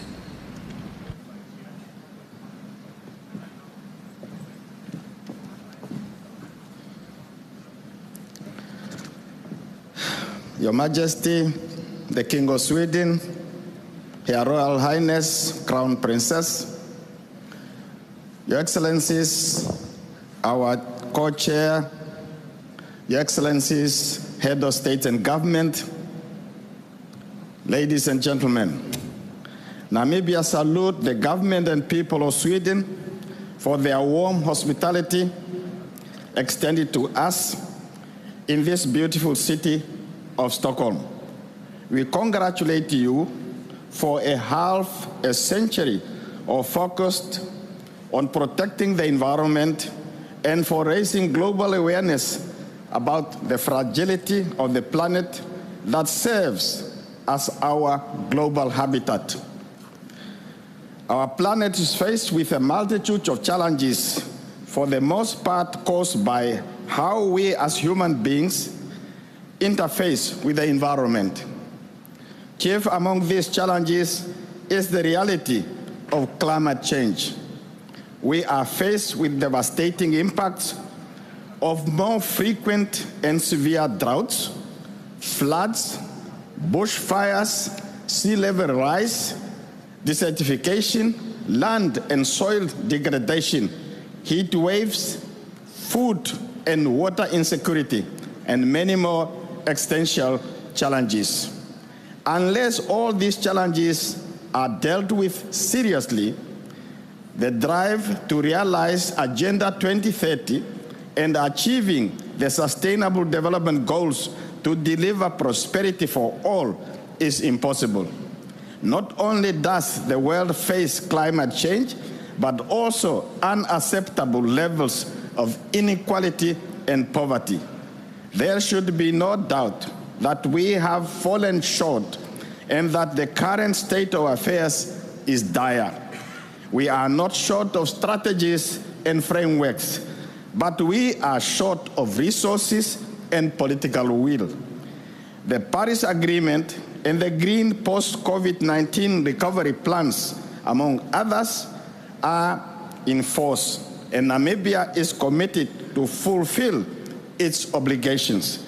In this regard, we urge other parties to fulfill their commitments as well. Namibia supports multilateral approach to solving global problems. We are party to numerous environmental conventions and protocols.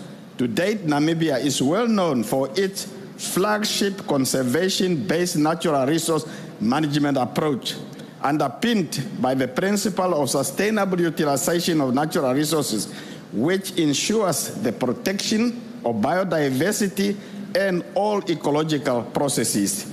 To renew the commitment embedded in the Stockholm Declaration of 1972, all countries and stakeholders should promote and strengthen cooperation, enhance the implementation of multilateral decisions, and promote solidarity as a global family to achieve our common goals.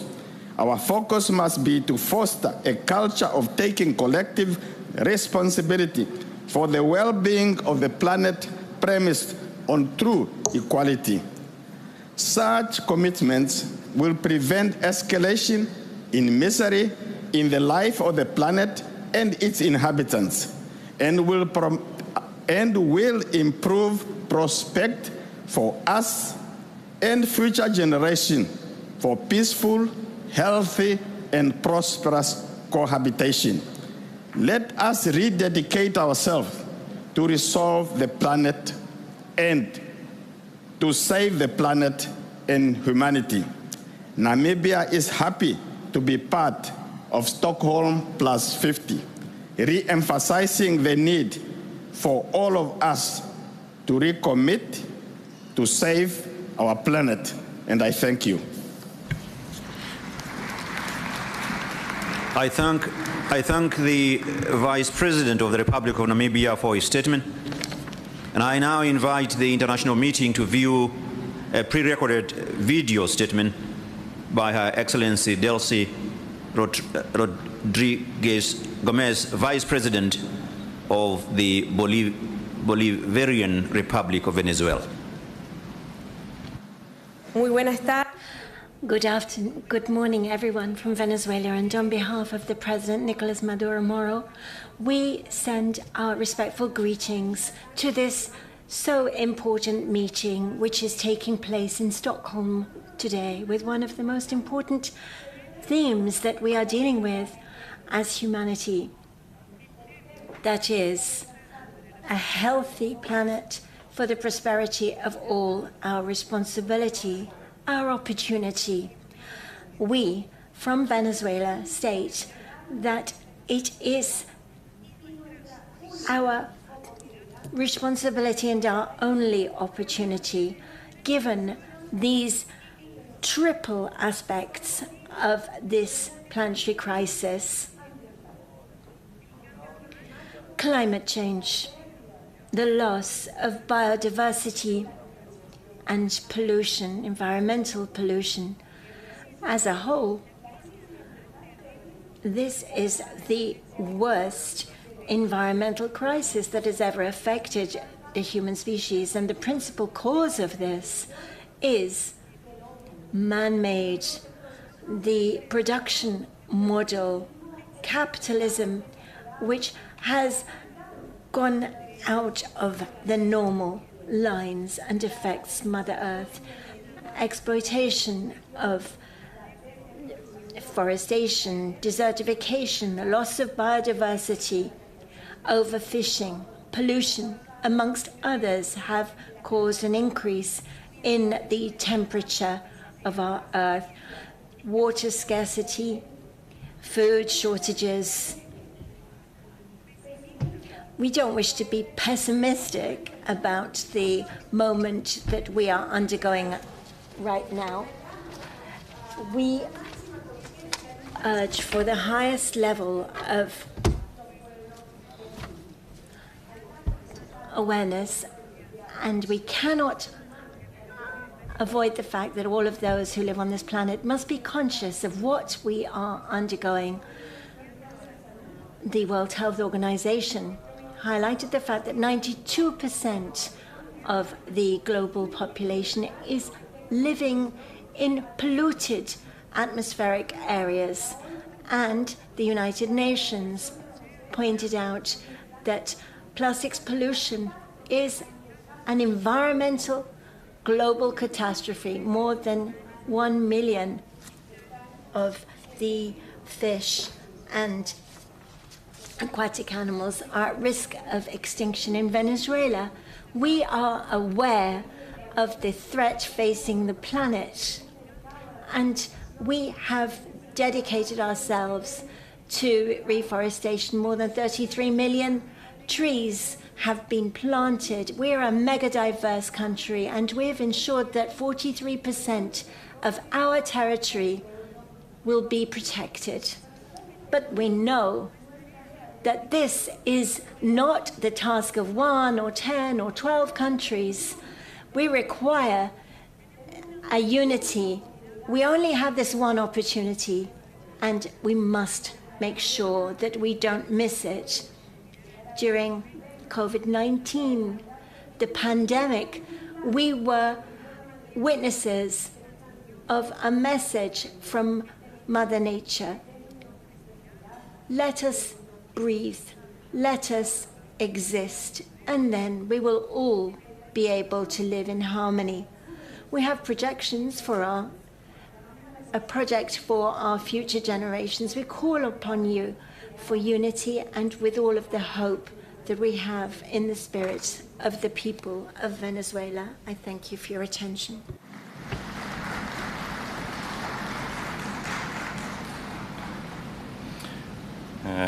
I thank the Vice President of the Bolivarian Republic of Venezuela for her statement.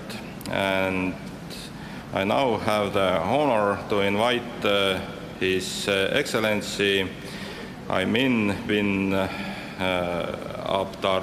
Abdarrahman, Prime Minister and Minister of Finance of the People's Democratic Republic of Algeria, to address the international meeting, and I request the protocol to escort His Excellency. شكرا. السادة الرؤساء. Thank you. Thank you so much, Excellencies, Heads of State.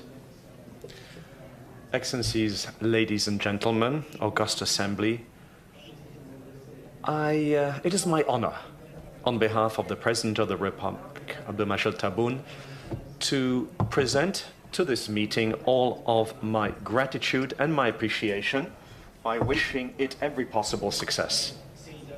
Excellencies, Heads of State, ladies and gentlemen, August Assembly, 50 years have passed since the convening of the first UN Convention on the Environment. The international community has taken note of the Rome Club, which has provided us alarming information on the economic system and underscored the need to work on development, taking into account the reduced potential of our capital. 50 years later, we are facing an even more complex situation, one which has been exacerbated as a result of a number of crises, including the sanitation crisis, the health crisis, which has weakened the potential of developing states when it comes to achieving the SDGs. My country, which for decades now has faced multiple environmental crises, has worked within the framework of the program elaborated by the head of state to achieve the sustainable development in all three dimensions. We have adopted frameworks, strategies, and governmental and sectorial plans, and I'm going to especially underscore the launching of a program for renewable energy. This to achieve a production capacity of 15 gigawatts by 2050. The adoption of a national strategy for rationalizing the use of energy and the promotion of the use of renewable energy. We also have the adoption of a plan of work for the Algerian Green Dam to increase the vegetation coverage of our land through a pioneering project which, alongside the launch of the first Stockholm conference, has led Algeria to being one of the pioneers. And we rang the alarm bell on developmental problems. So changes in this field will not only benefit Algeria, but all of its direct neighbors as well. Algeria has also adopted a number of national plans and strategies for sustainable development, as well as for production modes and to make them sustainable. Now, in preparation of this conference, Algeria, with the support of the Swedish government, as well as with UNEP, has been substantial, and we thank them, and we have organized expanded national consultations to enable us to move forward when it comes to achieving sustainable development while taking into account the specificities of our country. We have presented recommendations to UNEA. This is Algeria's contribution to enriching the debates that take place within the framework of that meeting. Ladies and gentlemen, heads of states, the aforementioned challenges require us to work harder to find solutions which will reduce the impact of these crises while taking into account the specificities and needs of developing states.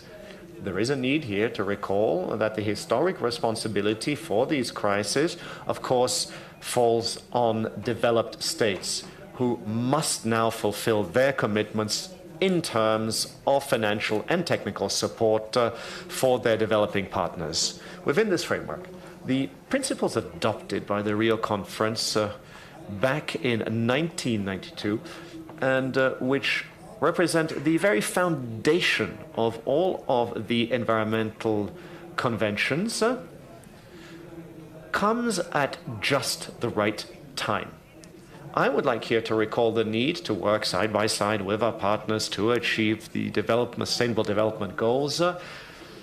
And I seize this opportunity to underscore and remind you of the decision of the African Union's meeting of heads of state and governments held in Malabo on the 27th of May, and which led to the adoption of the proposal of the President Abdulmajid Tebboune in terms of creating an area of free trade which will help us to face up to the multifaceted environmental crisis. This is an approach aimed at meeting the challenge of climate change.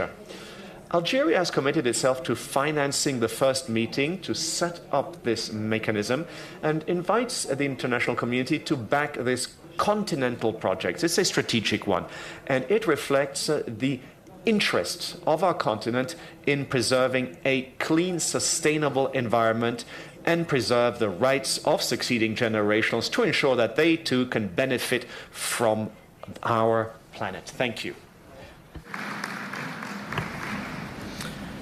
I thank the Prime Minister and the Minister of Finance of the People's Democratic Republic of Algeria for his statement. And I now invite the international meeting to view a pre-recorded video statement by His Excellency Boris Johnson, Prime Minister, First Lord of the Treasury, and Minister for the Civil Services of the United Kingdom of the Great Britain and Northern Ireland. When delegates from 122 countries assembled in the Volkshuis half a century ago, among them, it so happens, was one Stanley P. Johnson, also known as my father. The gathering caused sceptical eyebrows to be raised around the world because in the depths of the Cold War, the stewardship of our natural environment was thought to be a fringe concern. Why, people asked, was the UN troubling itself with such trivialities when there were serious issues to contend with? But 50 years on, we should all be very grateful that the UN did, because the fate of our planet still hangs in the balance, and the future of countless species and ecosystems is far from secure. And the situation would be immeasurably worse were it not for that journey that began in Stockholm in 1972. Every conference and treaty and agreement since then can trace its lineage back to that meeting, including COP26 and the Glasgow Climate Pact, an event that saw nature move from the margins of the debate on climate change to the heart of our response to it. Yet for all the progress that stemmed from Stockholm, there are still those who will look at this meeting and once again ask why we're spending time on this issue while Europe is at war, while the cost of energy is soaring, and while the pandemic continues to trouble much of the world. But the simple truth is that a healthy planet is a peaceful and prosperous planet. The Russian tanks churning up Europe's Ukrainian breadbasket and driving up the global price of food underline the need for a more resilient and sustainable food system. The worldwide energy shortage, with all its impact that it has on household bills, shows exactly why we've got to hasten our transition to the unlimited power of the wind, the tide, the sun, and the atom. So this is not the time to pull back from environmental concerns, but to double down, to keep 1.5 alive, to keep our Glasgow promises on revising and strengthening NDCs and doubling adaptation finance. We need to end deforestation, restore our ecosystems, and wake up to the importance of biodiversity to global development and, with it, to global stability. We in the UK are playing our part, pushing for ambitious targets, supporting others to reach them, investing billions in climate change solutions that improve biodiversity, and my colleagues are bringing governments, businesses, and indigenous peoples together here in Stockholm to protect the nature on which global GDP depends. Now, we need others to do the same. 50 years ago, our predecessors recognized, and parents, recognized the need for concerted, united, worldwide action to protect our planet. Half a century on, the need for change remains great, but we have the means and we have the ability to make it happen. This week, let's show that we also have the will. I hope you all have a great conference.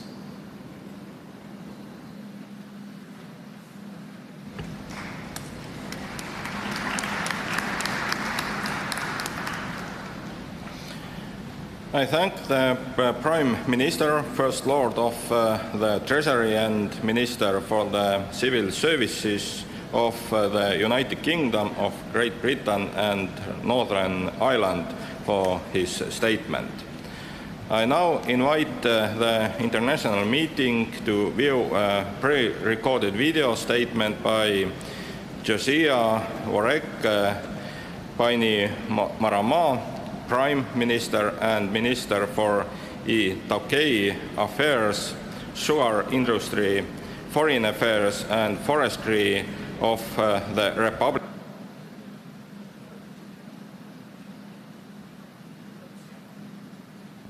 Honourable Ministers, distinguished representatives, Mula Menaka from